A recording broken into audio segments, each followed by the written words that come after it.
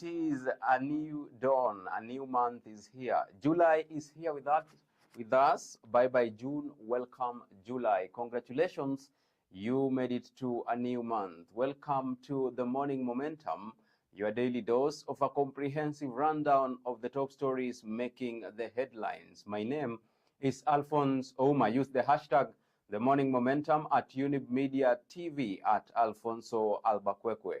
Let's take a look at the papers this morning. We start with the Standard newspaper. The top story, Ruto at pains to explain kidnaps, deaths, and graft. Now, in an interview, President William Ruto was pressed hard to shed light on state-sanctioned abductions, corruption in government, and his relationship with his deputy. He promised a cabinet shakeup, dialogue, and a purge. That story is beefed up for you on page 5 of the Standard this morning. All right, let's take a look at another top story. Church condemns police brutality, calls for soberness. In separate statements, the Catholic Church, NCCK, and a myriad of pastors across the country have told the government to stop acts of violence against protesting Kenyans, even as politicians stayed away from worship places for fear of condemnation. That story is beefed up for you on page 9 of the Standard this morning. Also, no let up as Gen Zs plan more protests. Now, this follows a statement by KCCB Chairman Maurice Muhatia, and I quote, "We condemn the brutal and inhumane acts of the police which cannot be justified. The concerns raised by Gen Z remain genuine in our eyes." End of quote. More of that story is also beefed up for you on the Standard this morning. Abductions, mystery of state agents in crime. That is a top story making the headlines on page 4 of the Standard this morning. In the world of business, France votes, in the international scene, France votes in crucial snap election. That story is beefed up for you on page 22. And in the world of business, World Bank debars Kenyan farm. We'll catch up with that on page 20. And lastly, on sports news, Belgium in tricky round of 16 tie on the cover page of the Standard this morning. Let's take a look at page 2. Disillusioned tutors flee to the US in search of greener pastures. Now, 100 teachers from Africa will be leaving on July 30th to the US. 70 will be from Kenya, and they earn 400,000 per month. Those with a master's degree will take home 1 million shillings. That is a top story making the headlines on page 2. Let's take a look at page 3. What to expect from Social Health Authority as registration begins today. Now, Health CS Susan Nahumicha says new scheme is a key pillar in the government move to actualize universal health coverage. Decision to jumpstart the registration process was arrived at in a meeting chaired by President William Ruto on Thursday last week. That story is beefed up for you on page 3. Or still on page 3, UK firm invests 4.8 billion shillings to extract fluorspar in Elgeyo Marakwet. Now, fluorspar mining is set to roar back to life in Elgeyo Marakwet County after an 8-year hiatus that saw more than 3,000 jobs lost. More of that story is beefed up for you on page 3. Let's take a look at page 4. Keter abduction sparks fear, fury amid separate kidnappings. Now, the MP was abducted in broad daylight as his wife and children watched. His abduction is the latest in a series of others targeting supporters of the anti-finance bill protests. More of that story is on page 4. Let's take a look at page 5. Ruto at pains to explain killing of protesters, use of excessive force. The president said property worth 2.4 billion shillings was destroyed, and he disputed the fact that 24 people were killed. That story is beefed up for you on page 5. Now, on matters conflict, inside Ruto's intricate KDF plan to restore order and handle protesters. Now, days after the High Court affirmed the deployment of the military to quell protests across the country, President William Ruto on Tuesday last week deployed 2 companies of the Kenya Defense Officers and positioning 2 additional military companies on standby at Kahawa Barracks to handle the wave of protests. You want to catch up with more of those insights on page 5. We move on swiftly and take a look at page 6. Why Gen Z viciously dismissed Ruto's olive branch for dialogue. Now, they said that it was wrong to meet Ruto because of the abductions, detentions, and killings. The youth argue that those in power should not lecture them on how to be governed. You want to catch up with more of those insights on page 6. In Kakamega County, move by Ruto to slash revenue going to counties opposed.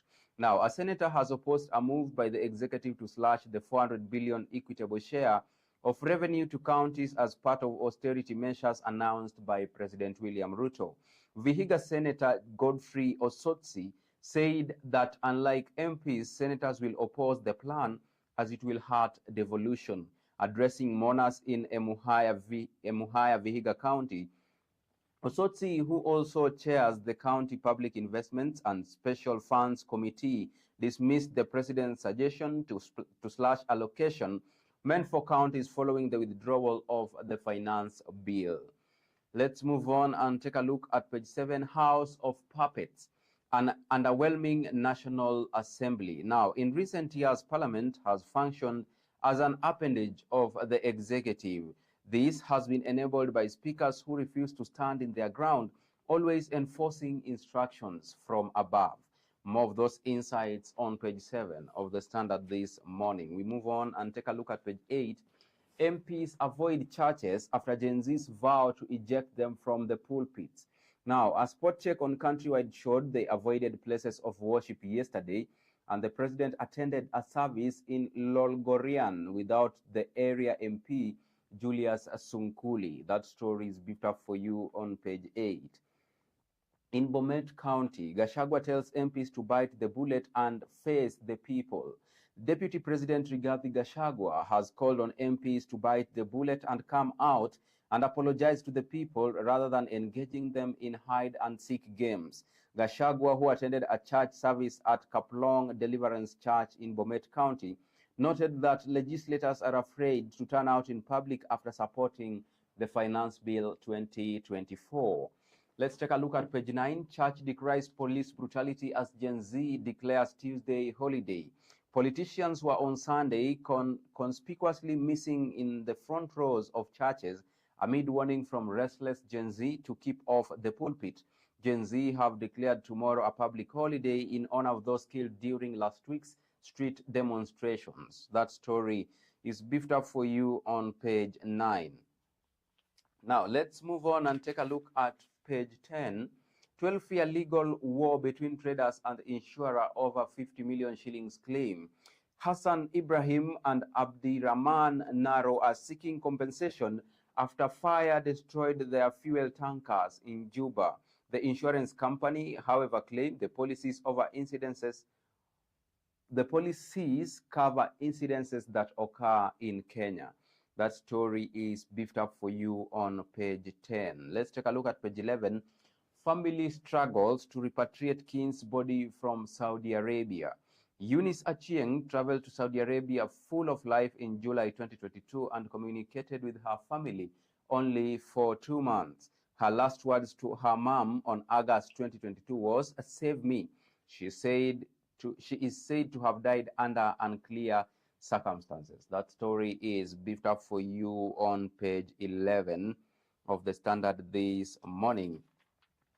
Well, let's shift gears and take a look at the expert opinion this morning.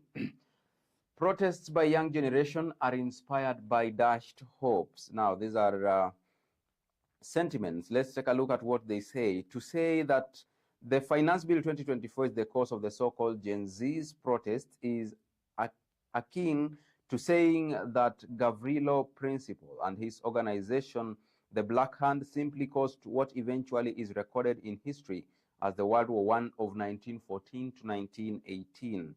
The Finance Bill was a trigger of simmering public anger and years of citizens' disaffection with the running of our public affairs. More of those sentiments are beefed up for you on page 12 of the Standard this morning under expert opinion.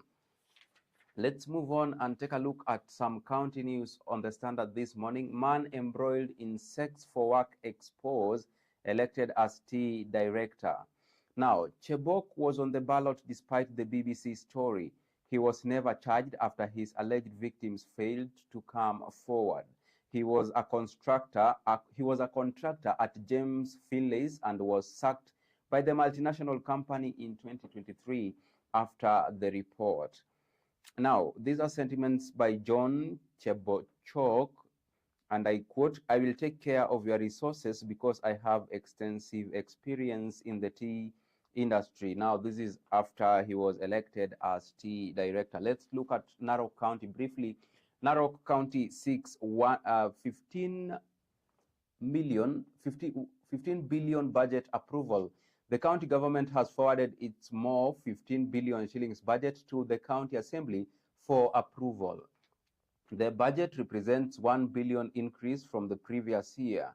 In the budget read by the executive committee member in charge of finance, David Olemuntet, on Friday afternoon, 34% of the budget will go towards employees' salaries, 34% of the budget will go towards paying salaries, and 33% will be spent in operations of the county, while the other 33% is for development.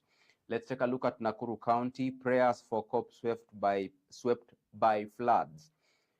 Messages of hope dominated the prayer ceremony for a police officer who was swept by raging floods in Nairobi as family, friends, and relatives met in Kipsienan, Nakuru County. David Chesire was swept by floods 3 months ago after rescuing 4 people. His body is yet to be found. All right, let's move on and take a look at West Pokot. 4 health facilities opened. The county administration has commissioned 4 new healthcare facilities as it seeks to enhance access to medical services. The new facilities will minimize high cases of expectant mothers delivering at home. All right. Let's take a look at Kiambu County. Now, Kiambu County to make freehold land untaxable. Governor Kimani Wamatangi asks MPS to relook laws established to guide the collection of land rates. The valuation being amended was passed in 2016 during William Kabogo's tenure and adopted in 2018 during Ferdinand Waititu's time. All right, that is all about county news. Now, you have the Planet Action article beefed up for you on the Standard this morning, and the theme is From Pollution to Profits, the A to Z of carbon markets.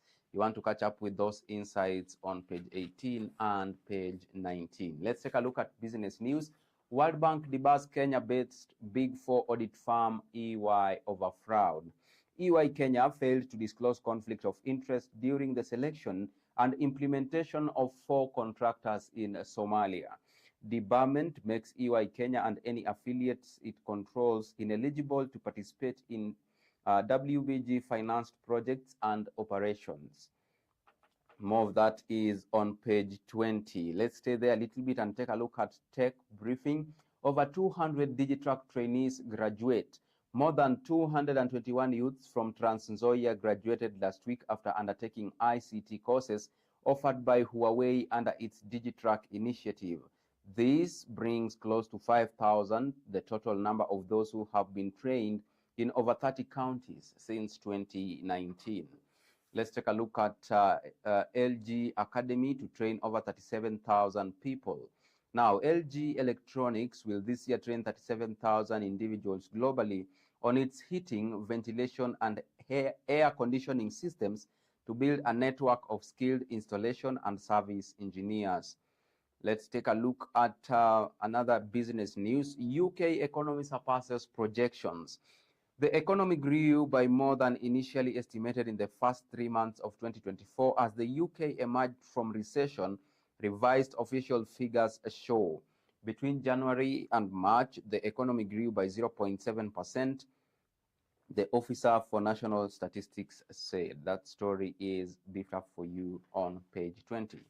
Now, let's shift gears and take a look at the international scene. France votes in pivotal snap polls as far-right eyes power. The vote could be put the vote could put the far right in power in France for the first time since the Nazi occupation in World War II.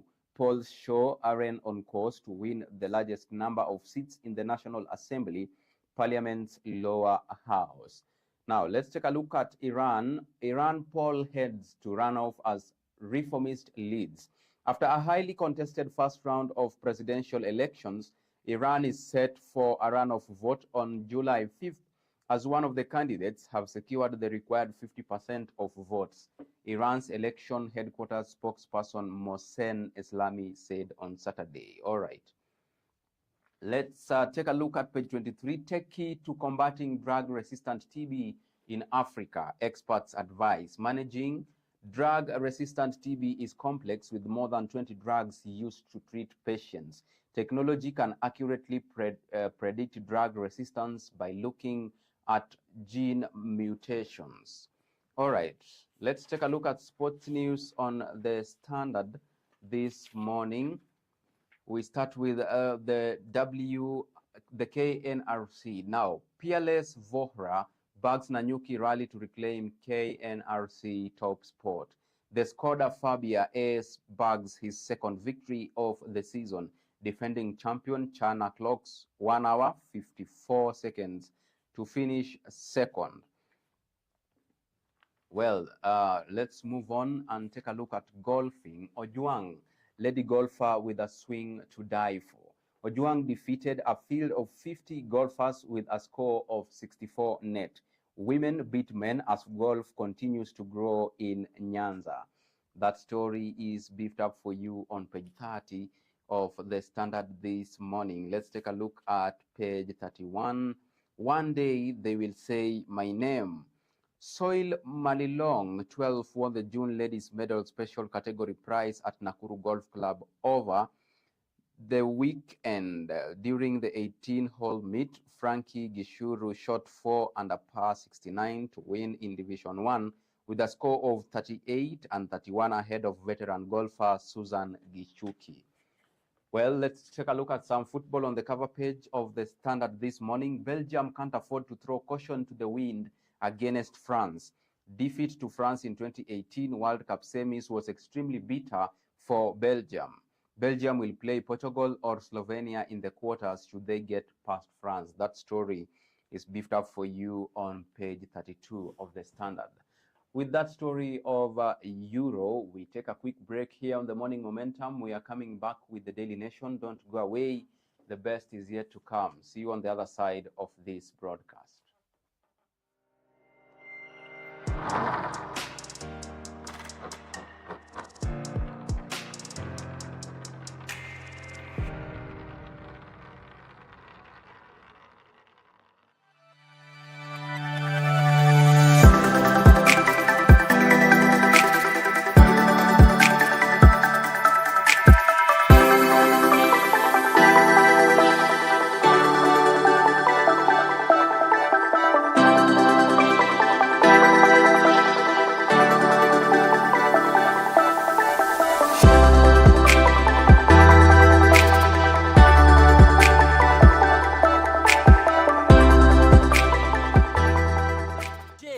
Wewe ni mfanyabiashara katika sekta ya elimu, afya bora, usafiri ama unamiliki kampuni yoyote ile? Ungependa kupata fursa ya kutangaza biashara yako ili kuwafikia wateja zaidi?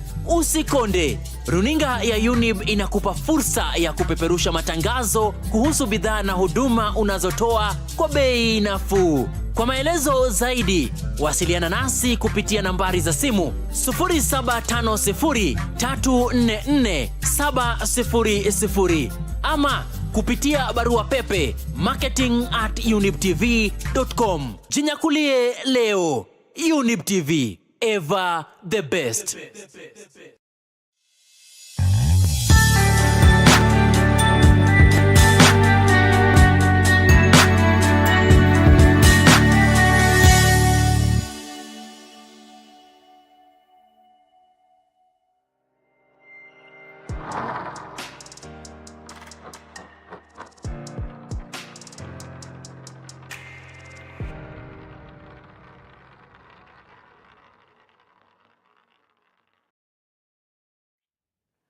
Welcome back to the Morning Momentum. If you're just joining us, you are rolling with the host with the most. My name is Alfonsoh. I use the hashtag the Morning Momentum at Younib MEDIA TV at Alfonsoh Albakwekwe. Let's take a look at the Daily Nation. The elephant in the room. Gachagua opens up on his tiff with Ruto.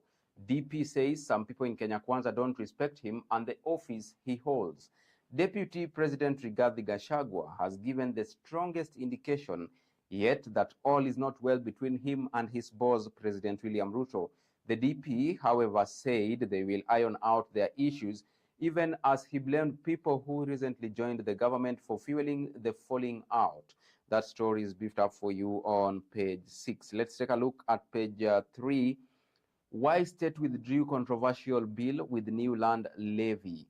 The fear of triggering public anger by trying to amend the constitution through the back door forced the government to withdraw the contentious land laws that was already under consideration in the National Assembly. Still on page 3, Alamas police abduct Keter in broad daylight. Abductions in broad daylight, indiscriminate shooting of unarmed civilians, and violation of law and order are slowly becoming the order of the day. All right, let's move on. Page 4, principals plan to increase fees next term. And on page 2, Kenya yet to submit Raila African Union candidacy. That story is beefed up for you on page 2. Let's move on now and get candid with the Daily Nation from page 2. It was a scene from horror movie, crash survivors say. Driver lost control of the vehicle. It veered off the road and rolled many times, killing 9 people on the spot. They say the driver was speeding and overtaking dangerously on the busy highway. Let's take a look at page 2. Why contentious land bill was dropped. Powers of National Land Commission would have been diluted and key roles transferred to the CS. Controversial bill by Ichung'wah sought to introduce a levy on freehold land. You want to catch up with more of those insights augmented on page 3 of the Daily Nation this morning. Let's move on and take a look at page 4. Why principals may be forced to increase school fees next term. Last week, the government urged principals to live within their means. Head teachers grappling with inflation and high cost of living even after the ministry reduced capitation per learner. Now, 69,000 principals propose that fees for national schools be increased from 53,000 shillings to 69,000 shillings. That story is covered on page 4. Let's take a look at page 5. Ruto, Gachagua, and Uhuru allies spread blame over protests. UDA leader claims they were targeted for elimination. Politicians funded criminals to force a regime change. State claims. That story is beefed up for you on page 5. Let's take a look at page 6. Gachagua, all is not well between me and my boss. DP's recent outburst was against NIS boss Nurdin Haji on lack of proper intelligence briefs to president. He said issues between them will be addressed in the spirit of unity and democracy. That story is beefed up for you on page 6 of the Daily Nation this morning. Moving on swiftly to page 7, how anti-tax protests forced the church into Damascus moment. Ruto has also been holding talks with a section of the clergy at State House in Nairobi. Over the past couple of days, the clergy has continued to call out the state over the brutality meted out on protests. That story is beefed up for you on page 7.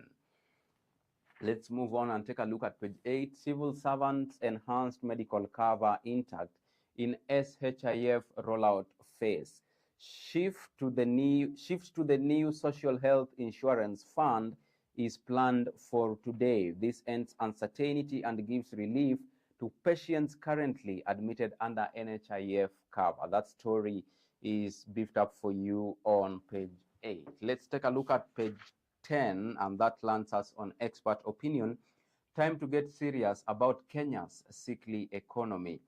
These are sentiments by Robert Shaw, and I quote, Kenyans get very poor value for the taxes they pay, and I fear that this trend will continue, especially if the government extravagance goes on, end of quote. More of those insights are beefed up for you on page 10. Also, On page 11, still on expert opinion, disband cabinet and parliament. There should be no more space for sycophantic officials. Let us go back to the ballot box and start afresh with a better government in place. Those are sentiments by Kaltum D. Guyo, and that is beefed up for you on page 11. Well, let's take a look at the international news. Trials slow pace hands Trump election lifeline. He is the Republican candidate challenging Democratic President Joe Biden. The timeline of the ruling likely does not leave enough time to try Trump. All right. In Gaza, 40 killed as Israel steps up attacks in besieged Gaza Strip. At least 40 Palestinians were killed and 224 others injured in Israeli attacks across the besieged Gaza Strip over the past 24 hours, according to health authorities controlled by Hamas on Saturday. The latest casualties bring the total Palestinian death toll to 37,834, with 86,858 injuries reported since the outbreak of the Palestinian-Israeli conflict in October 2023. Let's take a look at Nairobi briefly. Scientists stop elephant hunting along the border. The hunting of elephants along the Kenya-Tanzania border should be stopped to save the giant land mammals from extinction, scientists have said. Despite being banned in Kenya for the last 50 years, trophy hunting is permitted in neighboring Tanzania. That story is beefed up for you on page 16. Let's take a look at Ghana. Accra, IMF gives Ghana $360 million to support economic reforms. The International Monetary Fund has approved the second review of Ghana's economic reforms, authorizing the immediate release of an additional $360 million to the country. This third payout brings to $1.56 billion the total disbursement received by Ghana from the loan of $3 billion approved by IMF in May 2023. Let's take a look at Dodoma. Anti-Graft agency to fight corrupt practices in polls. Tanzania's anti-corruption watchdog has vowed to fight corrupt practices during the civic polls slated for later this year and the general elections scheduled for October 2025. We will leave no stone unturned. Prevention and Combating of Corruption Bureau Chief Salum Hamduni said. All right, let's move on and take a look at more stories on the Daily Nation this morning. All right, we take a look at county news. A review of higher education governance is long overdue. The multiple agencies are doing work that can be consolidated under one entity. Like most policies introduced by the administration, the funding model was not thought through. In West Pokot in race to revive University College. Low students enrollment, local politics and high operational costs led to closure. Economy of Keringet collapsed with campus closure 3 years ago. That story is beefed up for you on page 7. Now, on page 8 of higher education article, students want place on budget-making high table. Young people refuse to be reduced to spectators in running of the country. Proposal to tax anyone who is 25 and above angers unemployed graduates. That story is beefed up for you on page 8 of the DN2 article. Let's take a look at business news now. Uganda's exports to Kenya fall amid on-off trade tiffs. Neighbors fail to see eye to eye in agricultural produce. The 10% decline mostly attributed to impact of fight in eggs and milk trade. In numbers, 33.02 billions of shillings worth of Kenyan exports to Uganda in the quarter. That story is beefed up for you on page 17. Briefly, in finance, money order use dips 33% on hard times. Kenyans issued fewer monetary orders last year due to a bigger shift by customers to other digital payment systems and reduced disposable income. That story on page 17. On matters insurance, Old Mutual sells Tanzania unit for 73 million shillings. Old Mutual Holdings has sold its Tanzanian subsidiary Insurance Tanzania for 73.5 million shillings, a discount to the unit's valuation by net assets. All right, let's take a look at telephony. ESC achieves 100% mobile penetration rate.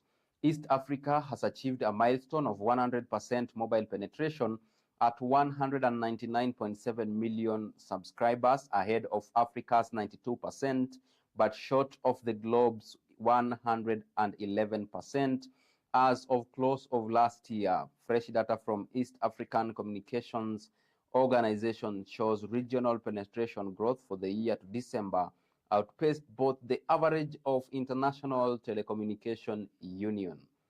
That story is beefed up for you on page 17. Now, let's take a look at sports news on the Daily Nation this morning. Let's see what we have here. Now, let's go to school games. Kisumu Day coach Agutu determined to win clean. Chemistry biology teacher divides opinion among peers and fans. The 51-year-old has been branded perennial appellant for contesting decisions against him. That story is beefed up for you on page 30. On COSAFA Cup, Kenya under-23 stumble in pursuit of semis berth.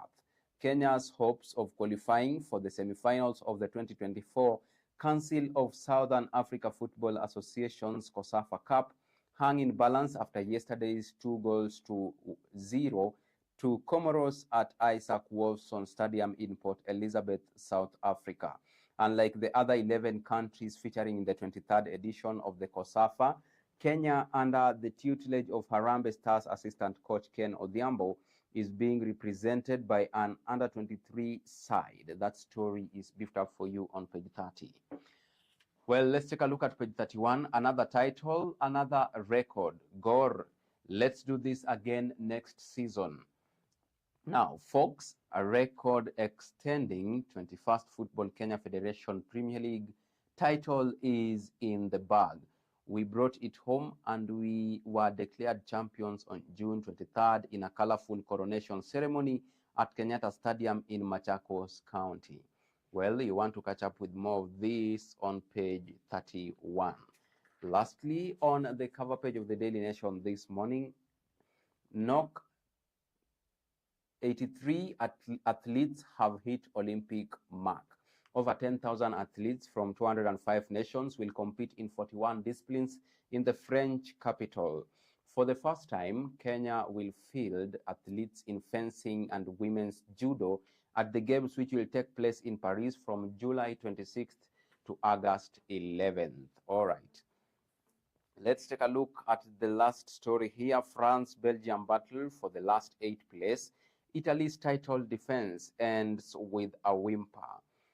By this stage of the European Championship, favorites France and contenders Belgium would have wanted to be well into their stride and hitting their straps as they enter the knockout stages. Instead, the neighbors go splattering into the last 16 and into a head-on collision in Düsseldorf tonight, with both failed to finish top of their first round group. Now, with that story, we come to the end of today's session of the Morning Momentum here on Younib TV. Thank you so much for choosing to stay with the Morning Momentum. By extension, all gratitude goes to all those who made this broadcast a success, you to begin with, and now here in studio behind the lens, Raphael Wangila and the Chief Controller, Anifa Kavira. See you tomorrow, same time, same place. Until then, do have a beautiful Monday. I have been your host, Alfonsoh. Bye-bye.